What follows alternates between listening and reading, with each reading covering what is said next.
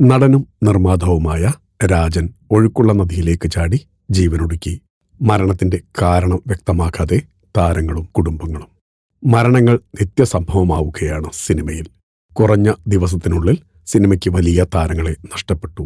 ഇപ്പോഴിതാ പ്രശസ്ത തമിഴ് സിനിമാ നിർമ്മാതാവും നടനുമായ കെ രാജൻ നദിയിൽ ചാടി ജീവനൊടുക്കിയിരിക്കുന്നു.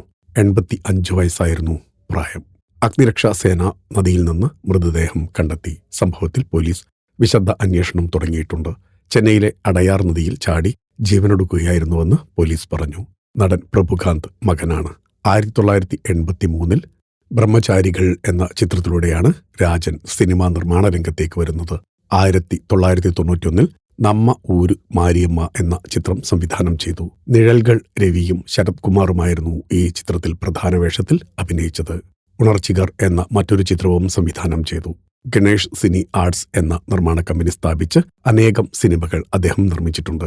1987 മൈക്കിൾ രാജ് എന്ന ചിത്രത്തിൽ അഭിനയിച്ച അദ്ദേഹം തുടർന്ന് 20-ലേറെ സിനിമകളിലും അഭിനയിച്ചിട്ടുണ്ട്. അടുത്തിടെ തമിഴ് സിനിമാ രംഗത്തെക്കുറിച്ച് രാജൻ വിവാദ പരാമർശങ്ങൾ നടത്തിയത് ചർച്ചയായിരുന്നു.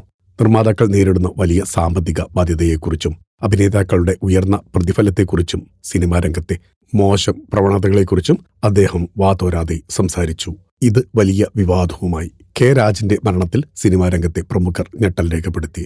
മരണവാർത്ത ഞെട്ടിച്ചെന്നും തുറന്നു സംസാരിക്കുന്ന വ്യക്തിത്വത്തെയാണ് നഷ്ടപ്പെട്ടതെന്നും നടി ഖുശ്ബു സുന്ദർ പ്രതികരിച്ചു.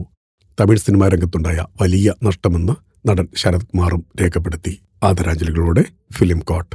നിങ്ങളുടെ കരുത്തിൽ ഞങ്ങൾ ഉയരുകയാണ്. സബ്സ്ക്രൈബേഴ്സ് 10 ലക്ഷം കടന്നിരിക്കുന്നു. സ്വർണ്ണ തളിക നേടാൻ സഹായിച്ചതിന് നന്ദി. നിങ്ങളും ബെൽബട്ടൺ അമർത്തോ.